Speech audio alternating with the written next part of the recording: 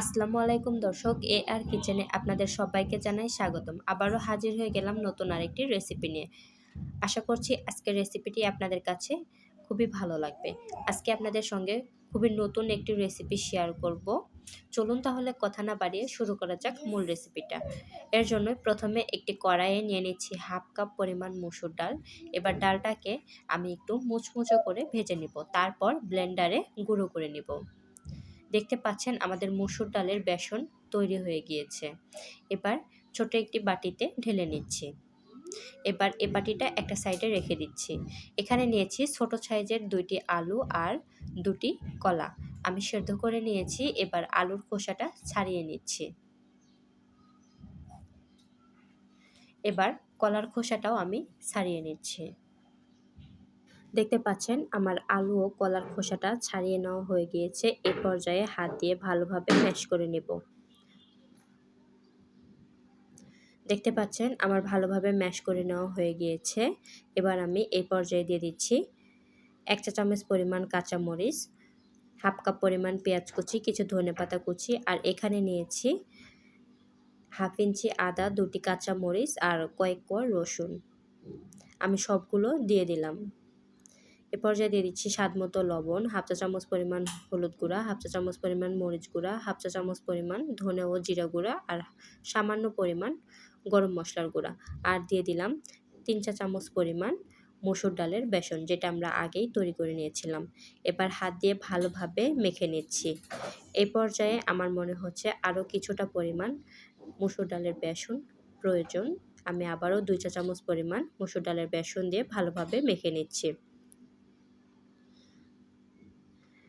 আমার হাফ কাপের মসুর ডালের বেসন থেকে এতটুকু পরিমাণ বেসন বেঁচে গিয়েছে। তো আপনারা যদি আমার রেসিপি হুবহু ফলো করেন তাহলে আপনাদেরও একই পরিমাপ লাগবে। এবার এখান থেকে সামান্য পরিমাণ ডো হাতে নিয়ে গোল বল বানিয়ে হালকা একটু চাপ দিব। আমি আপনাদেরকে আরও একটি তৈরি করে দেখিয়ে দিচ্ছি। দেখতে পাচ্ছেন আমি এভাবে সবগুলো তৈরি করে নিয়েছি। এবার চুলায় আমি প্যান বসিয়েছি, পরিমাণ মতো তেল দিয়ে গরম করে নিয়েছি। এ পর্যায়ে আমি সবগুলো দিয়ে দিলাম। এবার আমি এগুলোকে উল্টিয়ে পাল্টিয়ে ভেজে নেব। এগুলো খেতে কিন্তু একদম কাবাবের মতো।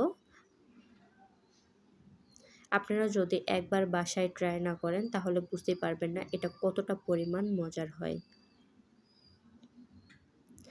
এই রান্নাটা আমি খুবই সহজভাবে দেখিয়ে দেওয়ার চেষ্টা করেছি। আশা করছি আপনাদের কাছে ভালো লাগবে। আমার সবগুলো কাবাব ভেজে নেওয়া হয়ে গিয়েছে। এই পর্যায়ে আমি উঠিয়ে নিচ্ছি।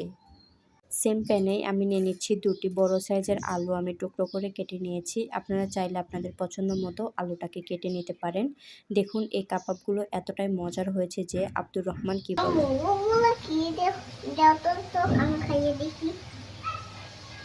তুমি ওগুলো খাবে? হ্যাঁ।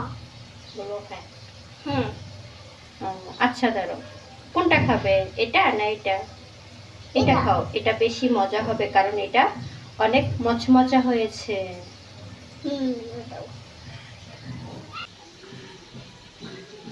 কেমন হয়েছে?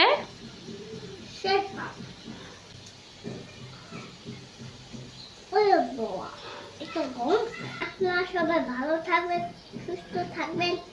আল্লাহ হাফেজ। তো আপনারাই শুনতে পেলেন আব্দুর রহমানের কাছে এই কাবাবটা কতটা পরিমাণ মজা লেগেছে। তো আপনারা কিন্তু চাইলে এই কাবাবগুলো এমনিও খেয়ে নিতে পারেন, এমনি খেতেও অনেক মজার। তো আমি এই সেম প্যানেই দিয়ে দিলাম 1 টুকরো দারচিনি, 2টি এলাচ মাঝখান থেকে ফেটে দিয়েছি, দিয়ে দিলাম 1টি শুকনা মরিচ, 1টি তেজপাতা, আর 1 চা চামচ পরিমাণ আস্ত জিরা। কিছুক্ষণ ফোড়ন দিয়ে নিয়েছি। এরপর হাফ কাপ পরিমাণ পেঁয়াজ কুচি দিয়ে আমি পেঁয়াজ কুচিটা ভেজে নিচ্ছি। এরই মাঝে আমিও একটি খেয়ে নিলাম। সত্যি এটা খেতে অসম্ভব মজার। আপনারা যদি একবার বাসায় ট্রাই না করেন তাহলে বুঝতেই পারবেন না এটা কতটা পরিমাণ মজার হয়। এটা কিন্তু সেম কাবাবের মতো খেতে। দেখতে পাচ্ছেন আমার পেঁয়াজটা ভেজে নেওয়া হয়ে গিয়েছে। এই পর্যায়ে দিয়ে দিচ্ছি 4টি কাঁচামরিচ, হাফ ইঞ্চি আদা, আর 6 থেকে 7টি রসুনের কোয়া আমি ব্লেন্ড করে নিয়েছিলাম, সেটা দিয়ে দিলাম ছোট সাইজের 2টি টমেটো আমি ব্লেন্ডারে ব্লেন্ড করে নিয়েছিলাম, সেটাও দিয়ে দিলাম। আমি এগুলোকে 2 থেকে 3 মিনিট ভেজে নেব। এরপর দিয়ে দিচ্ছি স্বাদ মতো লবণ, 1 চা চামচ পরিমাণ মরিচের গুঁড়া, ঝালটা আপনারা আপনাদের পছন্দ মতো দিতে পারেন। দিয়ে দিচ্ছি 1/2 চা চামচ পরিমাণ হলুদ গুঁড়া, একটু উঁচু করে দিয়েছি। আর দিয়ে দিচ্ছি 1 চা চামচ পরিমাণ জিরা, ধনা, মিষ্টি জিরা গুঁড়া করে রেখেছিলাম সেটা। আর দিয়ে দিলাম গরম মশলার গুঁড়া। এ পর্যায়ে ব্লেন্ডারের বাটি ধুয়ে সামান্য পরিমাণ পানি দিয়ে মশলাটাকে কষিয়ে নেব। চেষ্টা করবেন মশলাটাকে একটু ভালো করে কষিয়ে নেওয়ার জন্য, কারণ এই মশলাটাকে আপনি যত বেশি ভালো করে কষিয়ে নেবেন এই রান্নাটা খেতে তত বেশি মজা লাগবে। দেখুন রান্নার মাঝে মাঝে আমাকে আব্দুর রহমান জ্বালাচ্ছে, ও একটি করে খাচ্ছে আর একটু পরপর একটি করে চাচ্ছে, বলছে একটা খালে কিচ্ছু হবে না। আমি ওকে বলছি যে আমি এগুলো রান্না করব বাবা, আর খেও না। বলে যে না আম্মু, একটি খেলে কিচ্ছু হবে না।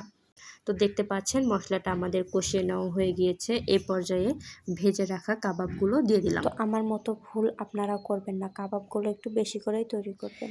এই পর্যায়ে মশলার সঙ্গে কাবাবগুলোকে ভালোভাবে মিশিয়ে নেব। এই পর্যায়ে দিয়ে দিচ্ছি ভেজে রাখা আলু, আলুটাকেও কিছুক্ষণ মিশিয়ে নেব। আলুগুলো মিশিয়ে নেওয়া হয়ে গেলে এখানে দিয়ে দেব 1/2 কাপ পরিমাণ পানি। পানি দিয়ে মিশিয়ে ঢাকনা দিয়ে রান্না করে নেব কিছুক্ষণ। তো আপনারা যদি আমার চ্যানেলে নতুন হয়ে থাকেন প্লিজ আমার চ্যানেলটি সাবস্ক্রাইব করতে ভুলবেন না। ভিডিওটি যদি কোথাও একটুখানি ভালো লাগে একটি লাইক দিতে ভুলবেন না। আর আপনারা অবশ্যই এই রেসিপিটি একবার বাসায় ট্রাই করবেন। একবার বাসায় ট্রাই না করলে বুঝতেই পারবেন না এই রান্নাটা খেতে কতটা পরিমাণ মজার হয়, মাছ মাংসকেও হার মানাবে। আর এই কাবাবগুলো কিন্তু আপনারা শুধু খেয়ে নিতে পারবেন, এটা শুধু বিকেলের নাস্তা হিসেবেও খেতে ভীষণ মজার হবে। এই পর্যায়ে দিয়ে দিলাম 1.5 কাপ ফুটন্ত গরম পানি। এবার নেড়েচেড়ে মিশিয়ে ঢাকনা দিয়ে ঢেকে রান্না করে নিব 5 মিনিট পর্যন্ত। ফিরে আসছি 5 মিনিট পর। দেখতে পাচ্ছেন 5 মিনিট পর ঢাকনাটি আমি উঠিয়ে নিলাম। এ পর্যায়ে নেড়েচেড়ে একটু মিশিয়ে নিচ্ছি আর 3টা কাঁচামরিচ দিয়ে দিচ্ছি। আর দিয়ে দিচ্ছি ভেজে রাখা জিরা গুঁড়া দিয়ে আমি হালকা একটু নেড়েচেড়ে মিশিয়ে নিব।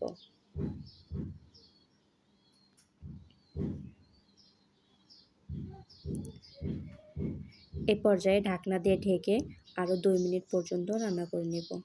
2 মিনিট পর ঢাকনাটি উঠিয়ে এখানে ধনেপাতা কুচি উপর থেকে দিয়ে দিব। আমাদের রান্না কিন্তু একদম কমপ্লিট। ঢাকনা দিয়ে ঢেকে 1 মিনিট পর্যন্ত রেখে দিব। 1 মিনিট পর আপনাদেরকে সার্ভ করে দেখিয়ে দিলাম। দেখুন মাশাআল্লাহ এই রান্নাটি কতটা পরিমাণ সুন্দর হয়েছে। শুধু দেখতে সুন্দর না, খেতেও কিন্তু ভীষণ মজার। বললামই তো, আপনারা যদি বাসায় ট্রাই না করেন তাহলে বুঝতেই পারবেন না। তো সবাই ভালো থাকবেন, সুস্থ থাকবেন। আল্লাহ হাফেজ।